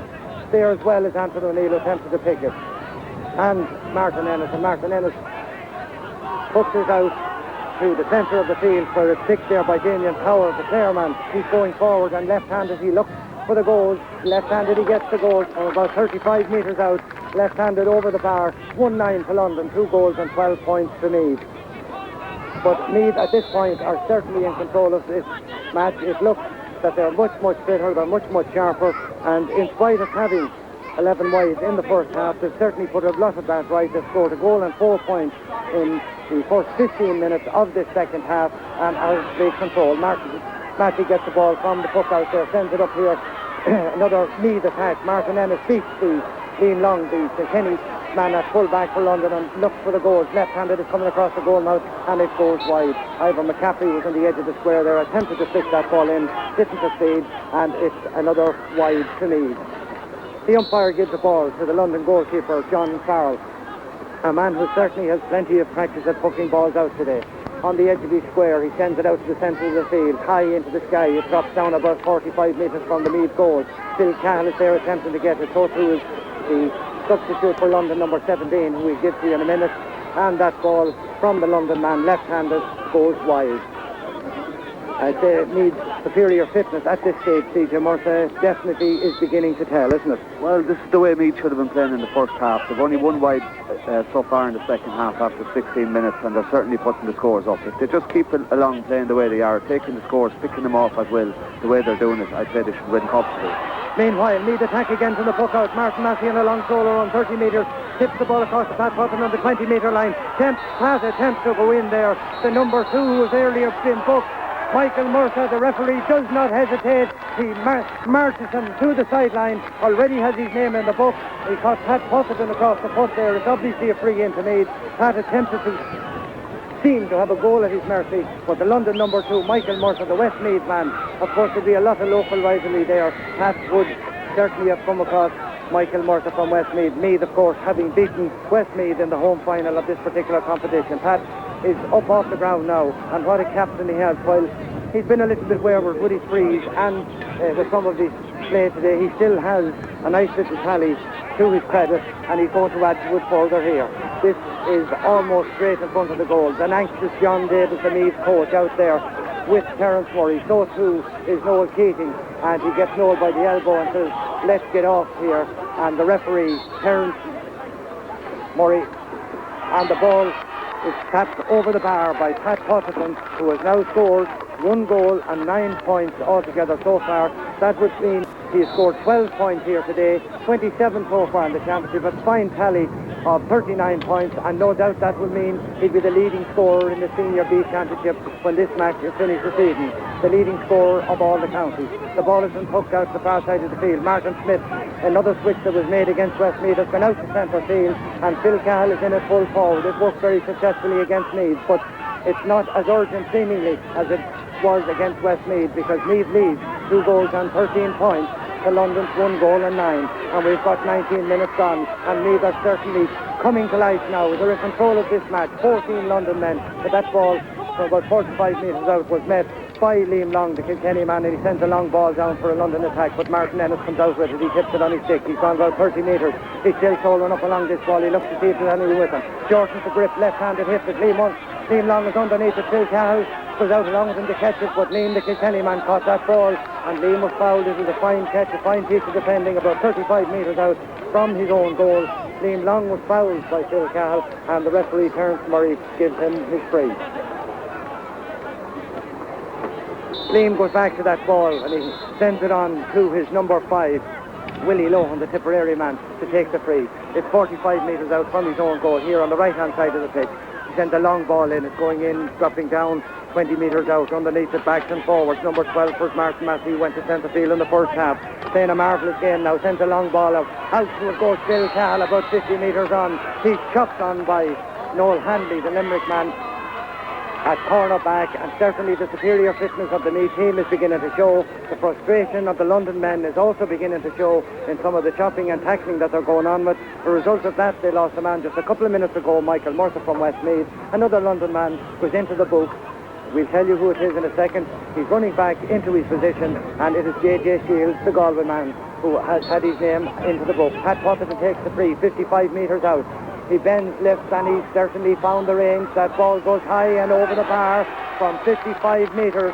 Another point for Pat Potterton, 110 in total to Meath's tally of 2 goals and 14 points to London's 1 goal and 9. And we've got 21 and a half minutes of this second half gone. The ball is hooked out by the London goalkeeper. It breaks there, but Martin Massey's man gets it in front of him. Number 8, Tim Maloney. He sends it further in. It's caught there by the man on the 40, Liam Aldridge, the Kilkenny man. But he's blocked there by Martin Smith, and Martin comes by him with the stick and the ball on the stick, and he sends it further on. But number 7 there, J.J. Shields, the Galway man, gets that, breaks up that Meath attack. Shawnee Keeley, the number 7 on the Meath team, falls as he goes for that ball. And number 17, Dennis Larkin from Galway, the man who's come in as a substitute on the London team.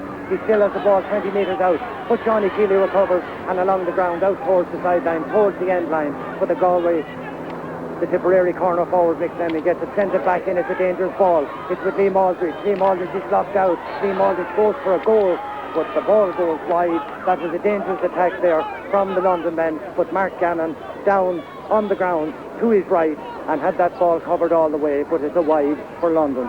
4 wides in total, and Meath Court have 12 wides. On the score line, there's 1 goal and 9 points to London. There's 2 goals and 14 points to Meath. Mark Gannon hooked that ball out, and that wide tally makes interesting reading. That we're gone 24 minutes into the second half, and Meath have only scored 1 wide, having scored 11 in the first half. So they've certainly tidied up the rack. The ball is below the Meath defence. Martin Ennis gets it 25 metres out, right-handed, sends it out this side of the field. Mark Smith pulls and it sends it further on. It's met there by J.J. Shields, but he's tackled and robbed by Mickey Cole.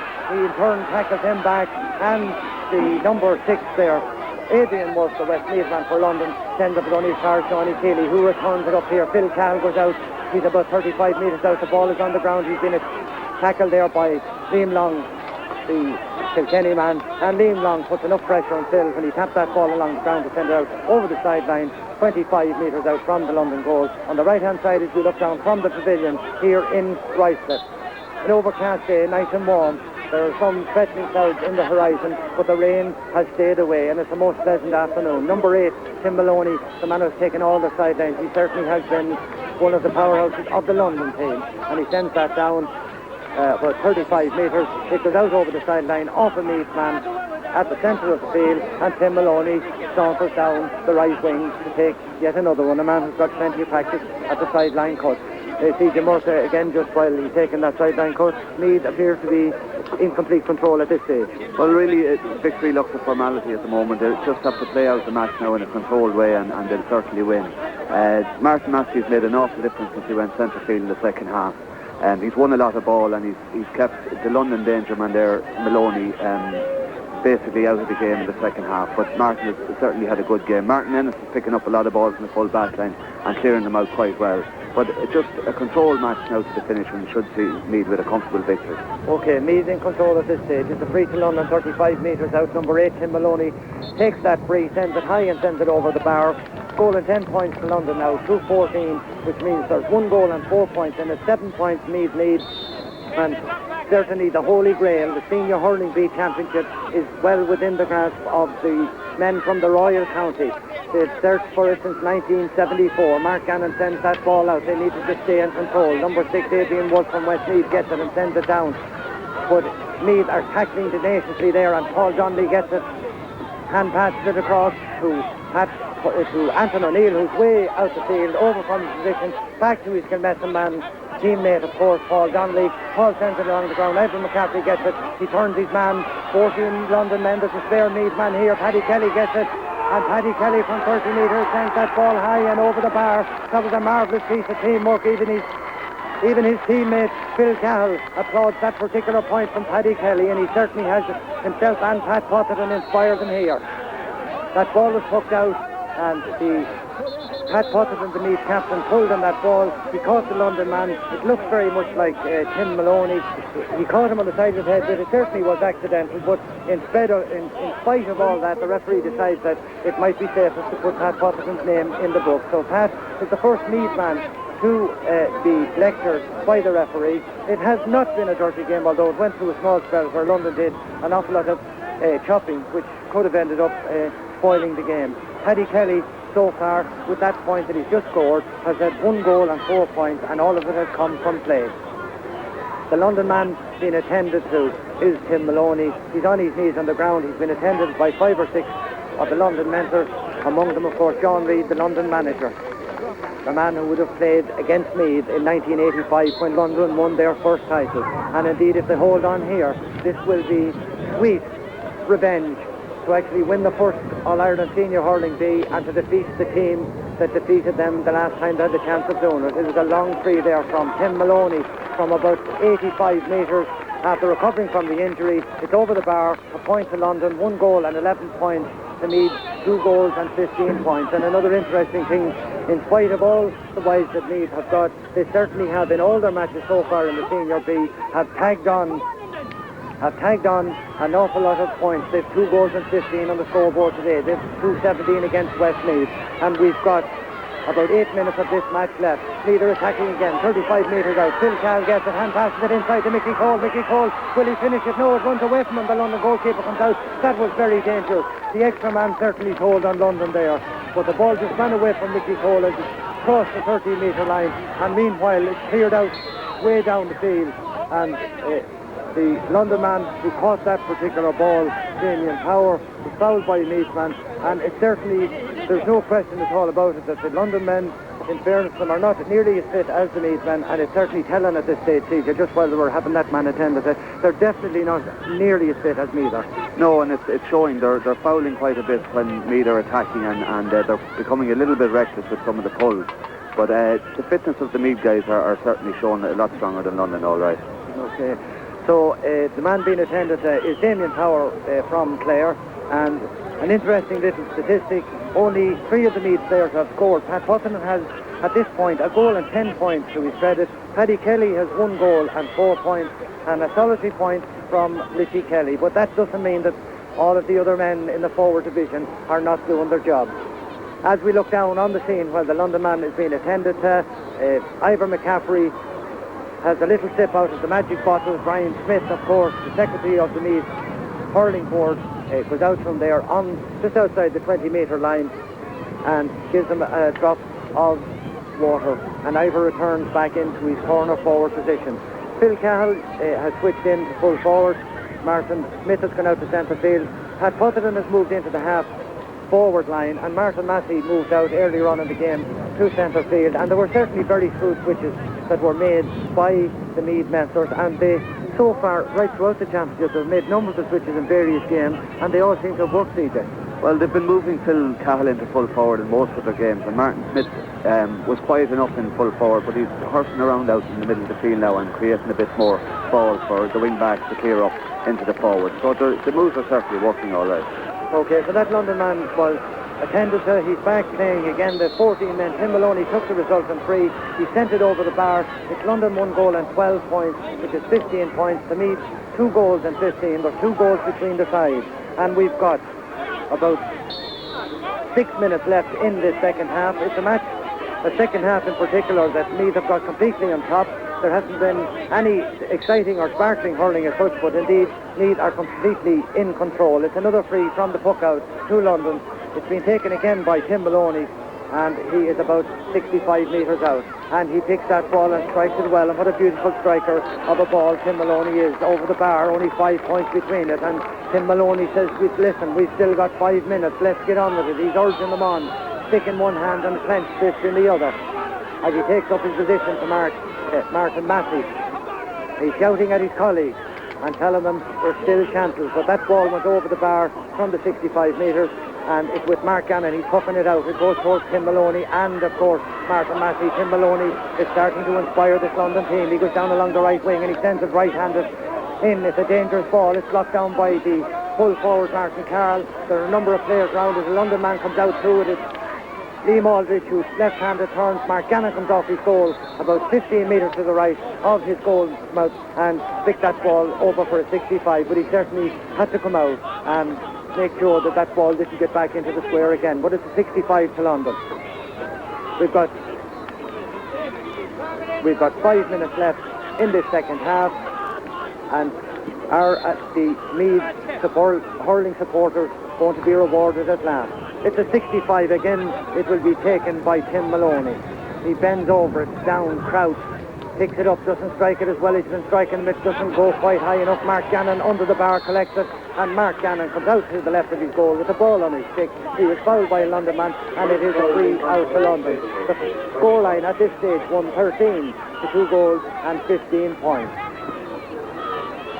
That's 5 points between the sides. Mark Gannon asks the referee, where does this free be taken from? He tells him it's just on the left-hand side of his small square. He picks it, lifts it, sends it out to the centre of the field. Underneath it is Martin Smith. It breaks away from Martin Smith and his marker, Damien Power, but only as far as Anton O'Neill. And Anton attempts a long clearance there, but he mishits it. It goes back to him again. Paul Donnelly sticks it back to him. There are London men there. They're doing everything in their power, but it breaks out again, and Martin Smith picks that one hand on the far wing, solo running 20 metres. He's met by a London man, and he pucks it, he falls to the ground. Richie Kelly goes for a throw to the still Cal, but the ball is cleared up at the London defence, only as far as Paddy Kelly, 35 metres out. He's tackled by 2 London men. He tries to get by them. He taps the ball in the stick, left-handed. He taps to puck it in, but Tim Maloney comes back and blocks him. And what a fine game he's having for London. He put the ball in his stick. He couldn't hit it with the stick. He had to kick it. Johnny Keeley came out to it, but the ball ran through to Mark Menace. The spare Meath man is Martin Smith in the middle of the field. The ball is passed when he gets it. He's shouldered by a London man. Left-handed, he drops it in on the 20-metre line. Richie Kelly goes out to catch it. It breaks away from Richie. Number 4 along with him there is Noel Handy, and Noel Handy gets it on the ground, and only as far as his number 10, Kevin Lahey. Kevin runs with that ball on the stick. He's after beating 2 Meath men. He hand passes across into space, but who's there?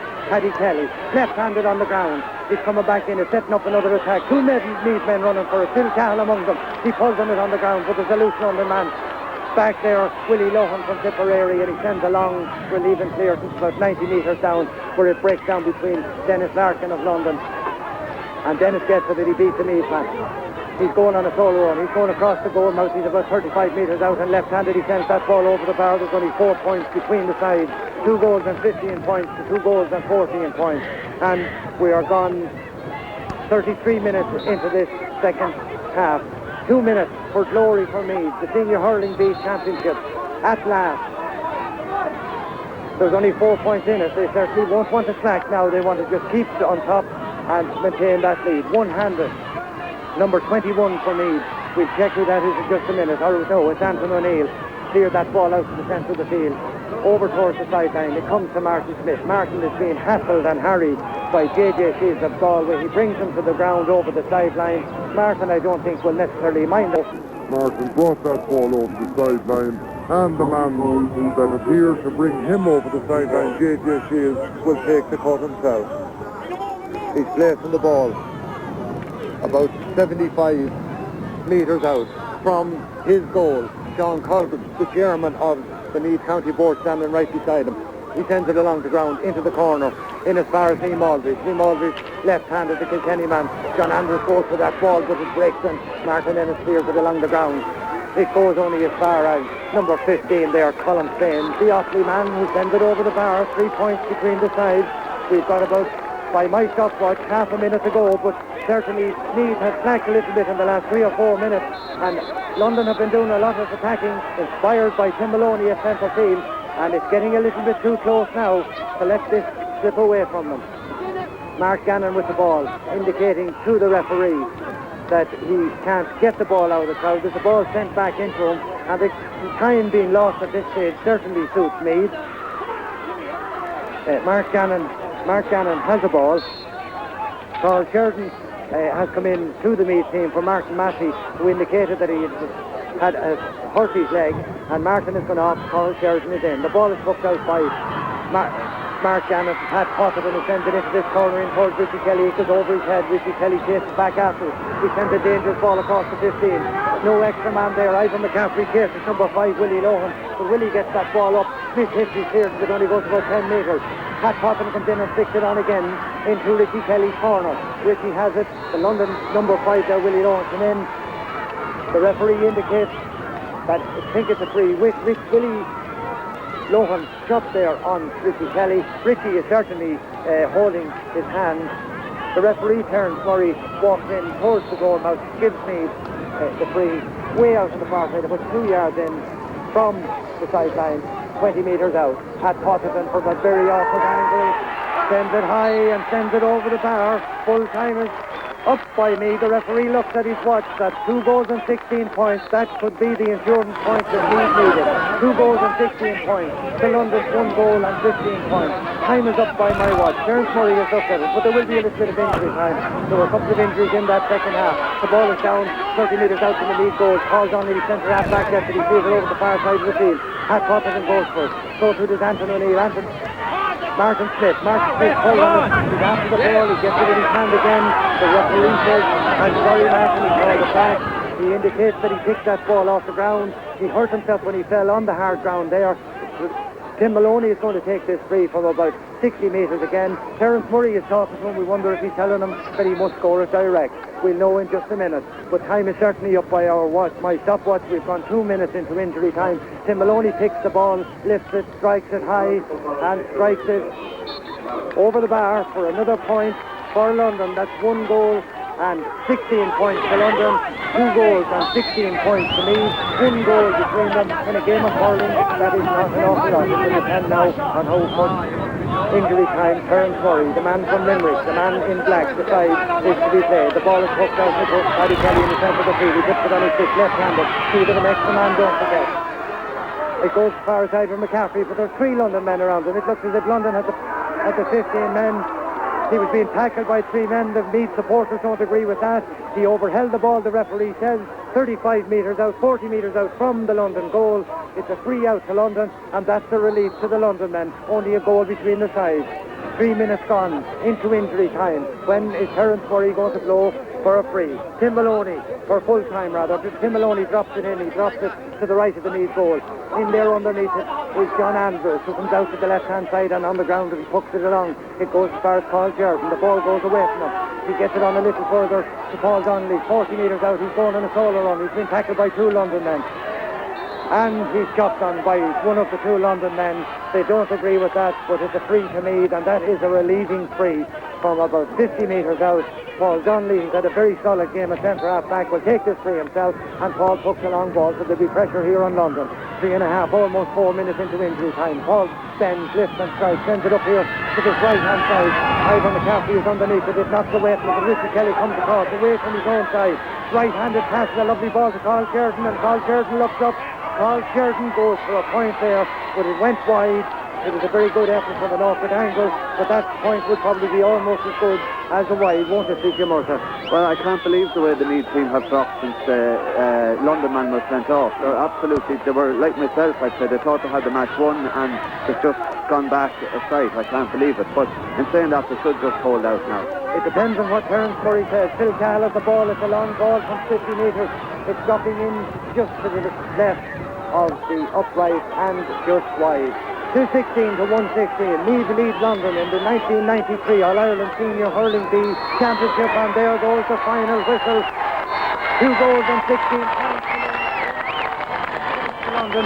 Meath have reached and achieved the Holy Grail long awaited 19 years, and the celebration tonight will be in the Master Brewer in Hillington, where the Meath team and the supporters are staying. But it certainly was a very well-deserved win, although they went a little bit slack, as you said, CJ, there just a few minutes ago, but they were in control of the match most of the game, weren't they? They certainly were. It was hard to fathom how they fell out of the game in the last 12 minutes after being in such control. And you'd think with the extra man they would have had more control even on the match, but fair play to them. They held out in the end from a spirited London fight back.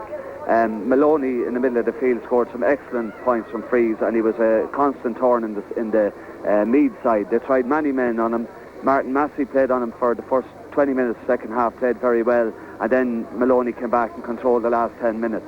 But it was a hard-fought battle all the way through, and Meath really made a bit harder work than what they should have. The match really was over with 15 minutes to go, and it's hard to see how London came back, but they did. But congratulations to Meath. Okay, well, there you are. That's it here from Meath. From the Meath camp, of course, from Ruislip. Meath are the All-Ireland Senior Hurling they've ever won it. They were in a final once before in 1985. They lost to London on that occasion by 1 goal and 8 points to 1 goal and 6. But they made no mistake here in Ruislip today. Meath have won the All-Ireland Senior B Championship 1993.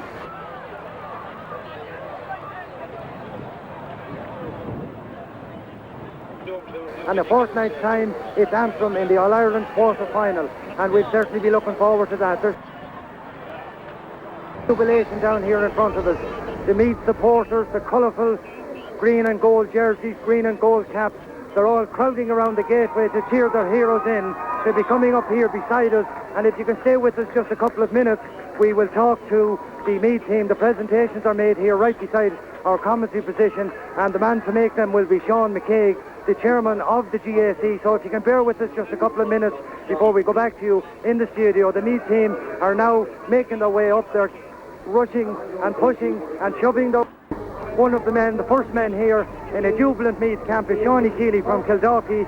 Shawnee, just before we go, I'll let you know that the Leinster final was a draw between Kilkenny and Wexford. But you were not worried about that. No, Meath have won the Senior B title. Yeah. Tough game. Very tough, Frank, very tough. I thought the final whistle was never going to go. We all relieved it's all over. Right, well look, you had an extra man for 15 or 20 minutes of the second half, and at that stage you looked very much in control, but London certainly came back the last sort of 10 minutes, and it looked a little bit worrying for a while. Well, 14 men now has proved success before, so we're under pressure when that man was sent off, you know. So we just got stuck into it and we won it, and it's all over now. Okay, look, Shawnee Keeley, thank you very much indeed. Pat Potterton, the captain of the Meath team, is just coming over here beside us. Pat, congratulations, Pat Potterton. Well done. Thanks very much, Francis. Very tough, but you certainly played a captain's part. It was a tense-out game, so as Meath never really opened up the hurling. It was too tense of the game, Francis, but I think we justified the belief in ourselves. We just done enough to win, I think, and no more, Francis.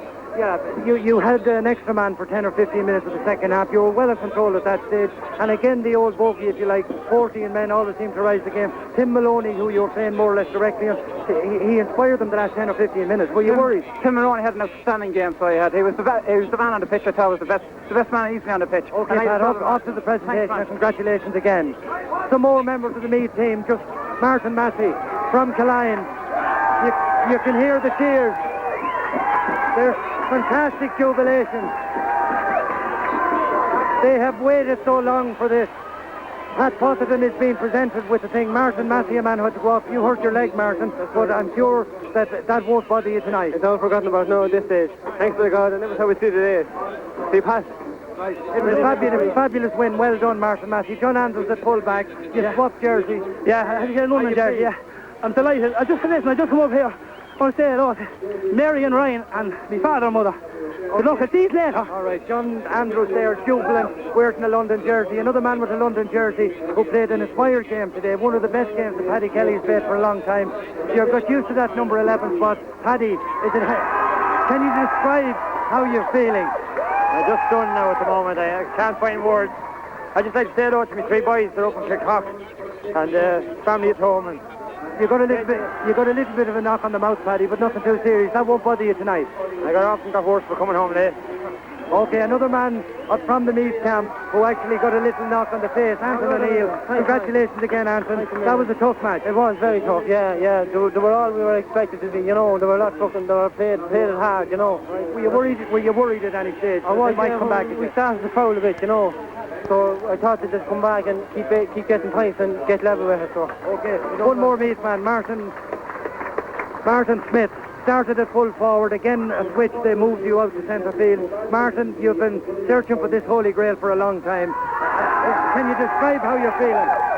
It's brilliant, Frank. I thought I was going to take another 13. I knew I wouldn't be around for it. It's the best day of my life. Are you looking forward to Antrim in a fortnight's time? I am, surely. I think we could even pull that one on that conference now. This team is full of ability. That's why I'm glad to be part of it. And I'd just like to thank yourself and the radio for giving us the big boost. Right.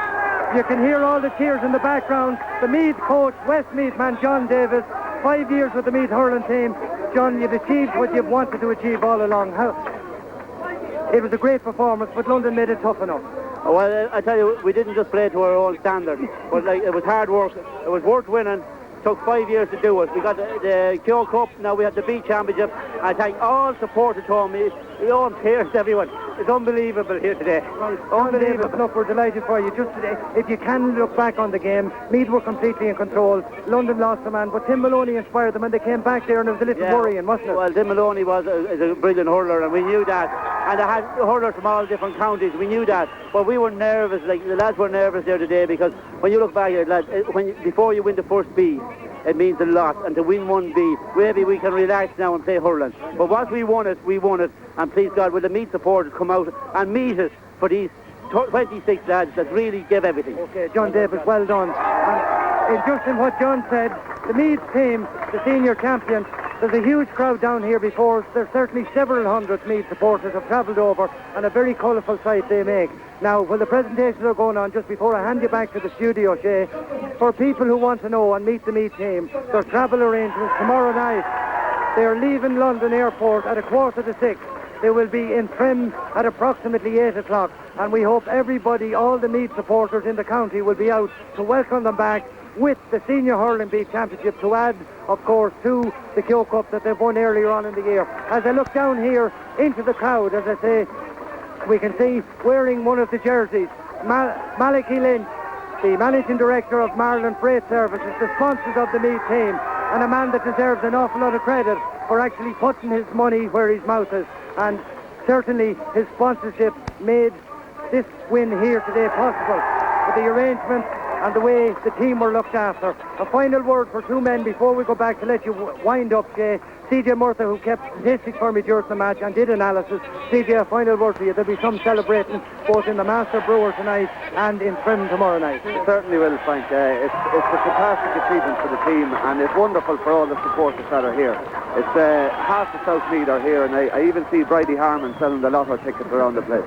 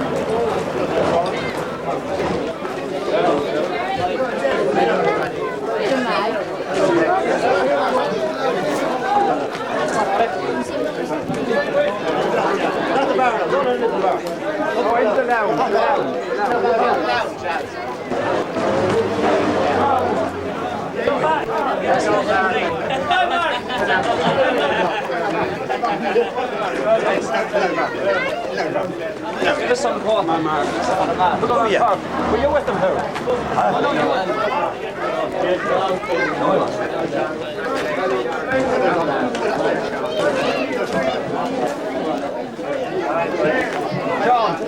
John.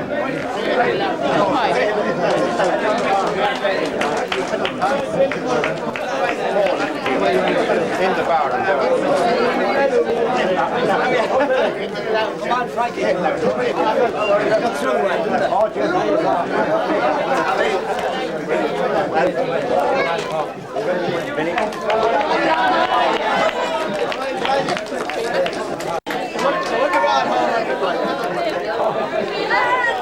Oh, well done.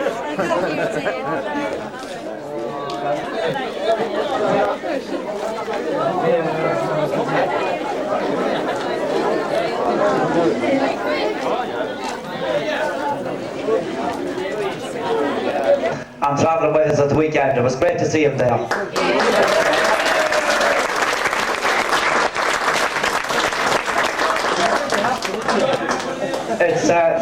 It's a privilege for me. There's plenty of lads there representing Kilmessan Club indeed, but it's a privilege for me to be a selector with this team in the county at the moment.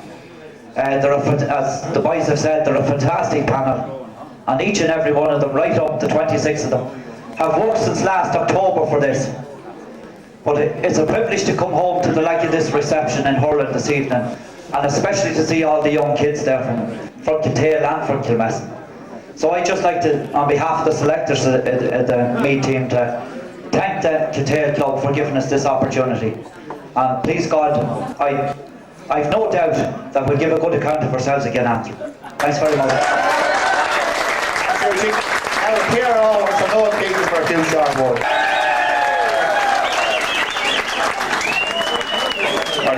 And I won't hold you up any longer, lads, because trim is ready. So it's off to trim now within the next 10 minutes. But enjoy the night. But remember one thing, that's only a start. You've set a tradition over the weekend. You've been trying long enough. You've done it. You can only go on from there. Remember, don't go back. Right?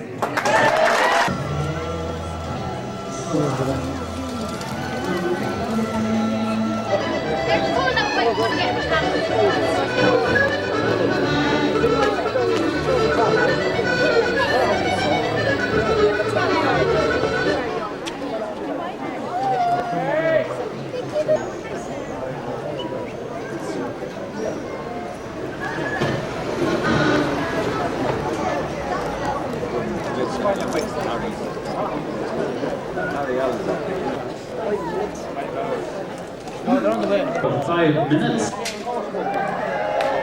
Minnesota McCormick's for free drink. Joker. Yeah, they're just out around Chop Squirrel.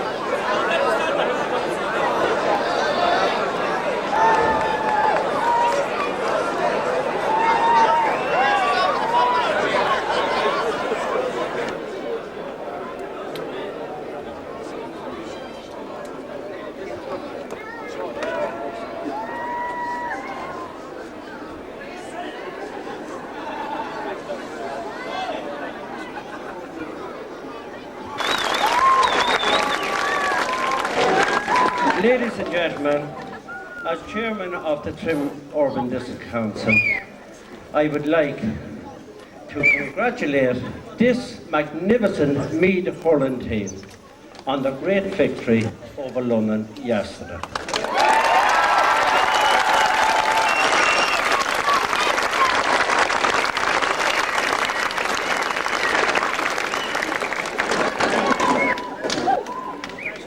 I sincerely welcome the whole of the Meath County Board and the hurling selectors and everybody involved in this great trim. Thank you very much. Well done, Robbie. We have a great personality in the chairman of the Trim Club who organised this since 4 o'clock this evening, Johnny McAvoy.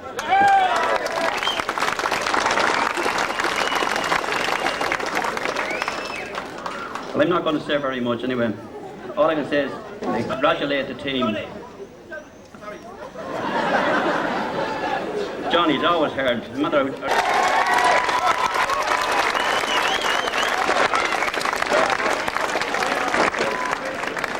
Ladies and gentlemen, I don't know where to start with them. They're all over the place. I think we'll start with the Trim players first. Ewan McCaffrey, John Andrews, Ivan McCaffrey, Declan Murray.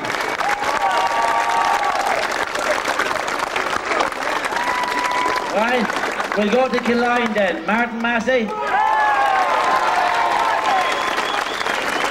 Thomas Degnan, Mark Gannon,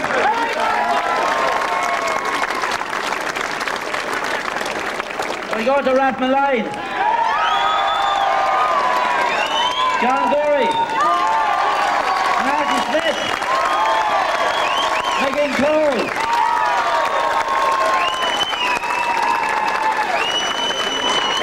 we go to Gilpale, Paddy Kelly,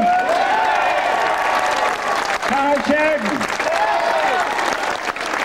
we go to Athy, Richie Kelly, Seamus Ellis, Martin Ellis, we go to Wolf Tones, John Curtis, Thomas McKeown, and Darrell Curtis. We go to Gildoggy. But you're not getting him yet. Carl Davis. We'll hold that one. Right? We'll go to Gilmesson. Paul Donnelly. Anton O'Neill. We'll go to Boards Mill. John Garrigan, John Nolan. Sorry lads, I'm sorry, I'm after missing a man here and one of our best wings back, Sean Keeley.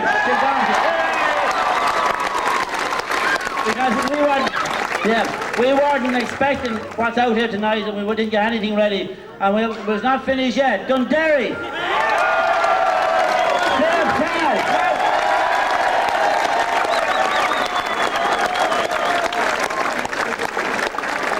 Select, is that all the players? Did I miss anyone?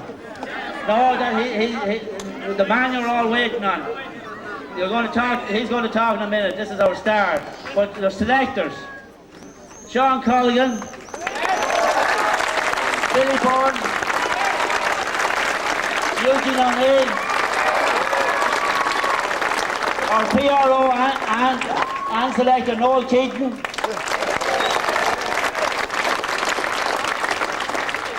and another man in the corner always hiding away, Brian Smith, our secretary.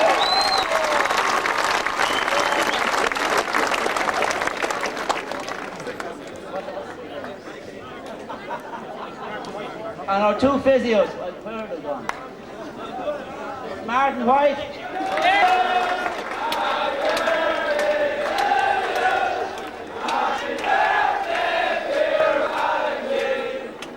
Happy birthday!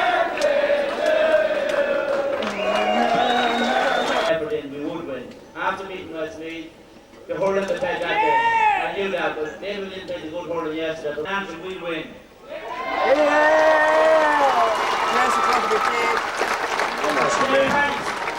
The lads are shocked, and we're shocked to see the support we got tonight. I know it's the first All-Ireland B medal we've won. And these players are trying to get into their head over the years. David Mendes will be remembered here, that brought the first All-Ireland medal to Meath. And this started back them up and everything in trim, working through trim and cutting the pitch up and lads giving out to us and all like that. Boardsville we have to thank, Kilmessan we have to thank for the use of the pitch, and everyone.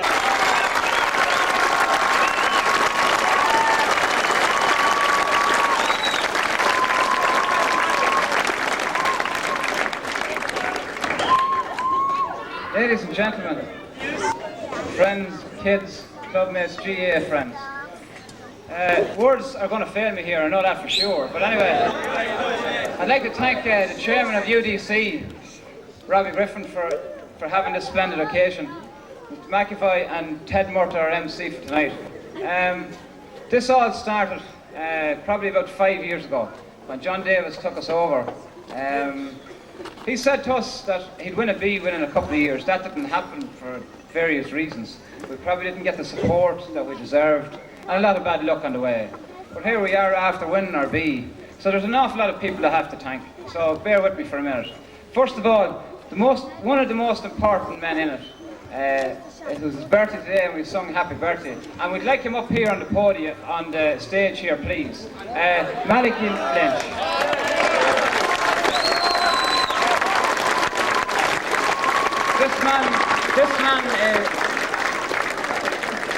This man sponsored the Meath Hurling team when Meath Hurling couldn't get a sponsor. Sponsors for the last 2 years, we could not get a sponsor. This man stepped in, and that's the reason we had such a splendid weekend in London. We were kept there for 2 nights. We never had to put our hands in our pocket, thanks to this man here, and of course our hurling board, Sean Colgan, our chairman.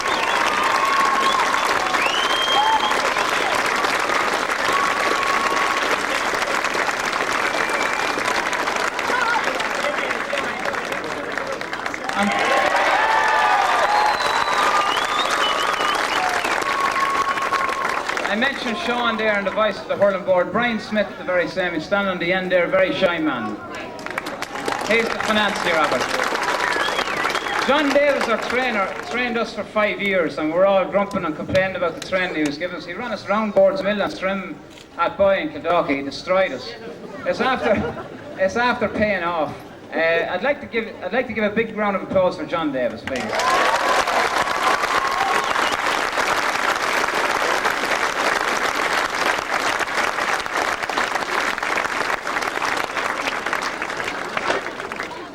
To the players themselves, the dedication that they put in the last 12 months, more so than any other years.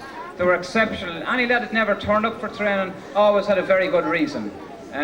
He was never excused, but his reasons were taken pretty much fairly well. So the lads themselves have put in a huge effort, and it was mentioned in one voice here, a hurling superstar. Every single one of us are all enemies when we play hurling, but like such a bunch of lads to be captain of, you couldn't be a nicer bunch of lads. They behaved like gentlemen in London, and they represented Meath absolutely top class.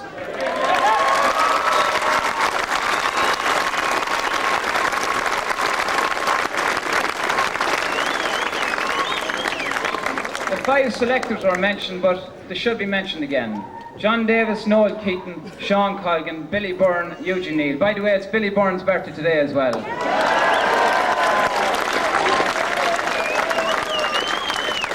Neither Maliki or Billy will tell us her birthday, so hopefully we'll find that out later on. Last of all, I'd like to thank the wives of the players, the girlfriends of the players, the mother and fathers of the players, for putting up with us with the training. 3 nights a week he had us. Absolutely bursting us for 3 nights a week, so it paid off and it was well worth it. Last is the supporters that were over in London. They were absolutely brilliant, that's what they were. The people that couldn't get there, that support us all during the year, and yourselves here for having this fabulous occasion. It's fairly intimidating standing up here for an ordinary Kildare man playing a bit of hurling. looking down at all this. So all I can say is a really heartfelt thanks very much.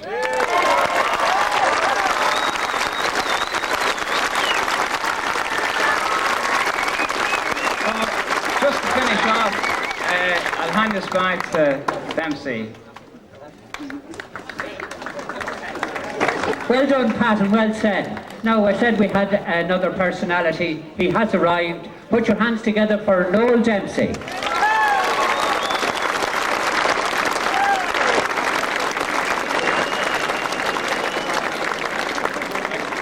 Thanks very much, Ted. I'm very conscious that the last thing anybody wants to see on a platform when you have sporting heroes is a politician taking credit for it. So, and Maliki agrees.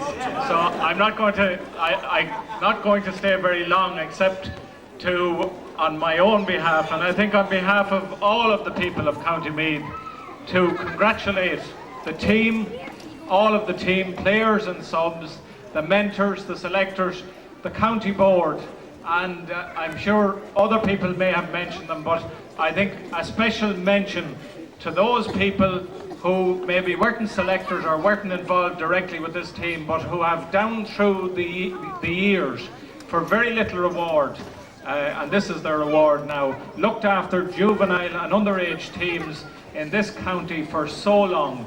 It's easy enough to do it in the footballing area because there's success, and success comes year after year almost. It takes something special for the people that are involved in the hurling to keep going. They have done that, they've done it down through the years, and this is a just reward for all that effort and for the dedication that they've shown down through the years. I know this... There's a special request from the captain that Maliki says a few words. Now, Maliki, special request from the captain. You can't let the captain down.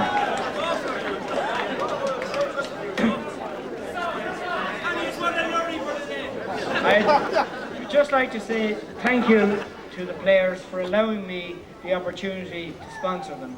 They're a wonderful crowd. They're great ambassadors, as we said earlier today, not alone to their clubs but to their county, and you have done them proud by turning out here. And I hope you'll turn out in Castleblaney on the 8th of August and see them winning and taking a crack at Kilkenny or Wexford. Thank you.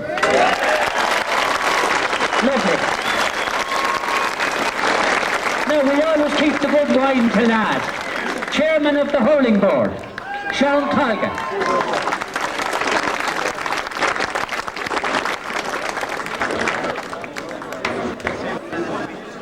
It's a proud moment for me tonight to be a trim man and chairman of the Meath Hurling Board. And I would always like to look back on the trim club over the years that I played for and sort of educated me to become a chairman of the Hurling Board. And after so long trying to win a B, to have this opportunity being here tonight in front of this crowd to welcome a wonderful bunch of fellas. Like, I have been involved now for 4 years with the Meath Hurling Board.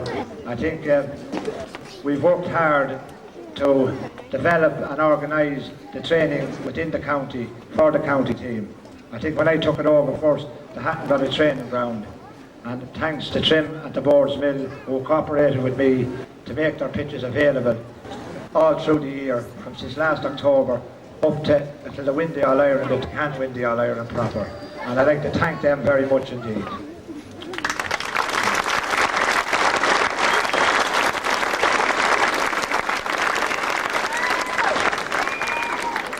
Again, I don't like to repeat things, but I think that the stir that Maliki put into the hurling, as Pat said earlier, like no one was into it. I think the lads were proud of that, and I think it lifted them over the last 2 years. And I think how they played, I'm saying in the league over since last October, I mean, it was a credit to them, and to put it all in to win the B. I remember talking to them at a meeting one night last October, and I think it was Martin Smith or Pat Bonner he says, we have to win a B, and we're going to get together now to win a B. And fair play to them. They stuck at it, they turned out. There's 20 to 22 lads out there every night since last October. And I think everyone should be proud of the commitment that these lads gave over the last 6 or 7 months. And I'm very proud of them. I'm very proud to be a Trim man, to be here tonight, because it's a tremendous welcome. And I'd like to thank you all for coming out tonight.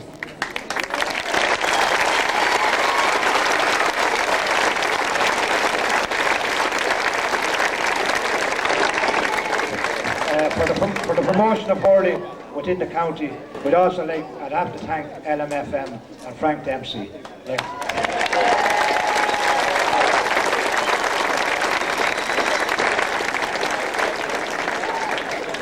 His live coverage of the games, his interest in the games, and the amount of time that LMFM has given him to hurling is fantastic. And I'd like to thank them, and I'd also like to thank the press. Like, they have given us a good lift. Maybe the footballers died last week, and maybe we're the last people to carry the can, but I think these lads have carried it for a number of years, and I think it's only full credit to them. And I hope maybe against Antrim we'll create more interest and going to qualify for the All-Ireland semi-final proper.